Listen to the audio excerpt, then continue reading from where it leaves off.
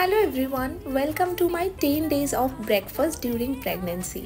আজকে ডে 2 বানাবো ডালিয়ার পোহা। তার জন্য প্রথমেই নিয়ে নিয়েছি এক বাটি ডালিয়া, আর সেটাকে ড্রাই রোস্ট করে নেব যতক্ষণ না সেটা থেকে একটা সুন্দর স্মেল আসছে। ড্রাই রোস্টের পর প্যানের মধ্যে সাদা তেল দিয়ে তাতে ভেজে নেব চিনেবাদাম। এরপর ওই গরম তেলেই একে একে সর্ষে ফোড়ন, জিরে, ডাল আর কারি পাতা দিয়ে আরও কিছুক্ষণ ভালো করে ভেজে নেব। এরপর তাতে অ্যাড করব কুচনো পেঁয়াজ, ক্যাপসিকাম, গাজর। আরও কিছুক্ষণ ভালো করে নাড়ার পর অ্যাড করেছি নুন আর কাঁচা লঙ্কা। তারপরে ভেজে রাখা ওই ডালিয়াটাকে ভালো করে ধুয়ে জল ঝরিয়ে নিয়ে আরও কিছুক্ষণ নাড়ার পর 2 বাটি জল অ্যাড করেছি। সাথে দিয়েছি স্বাদ মতো চিনি।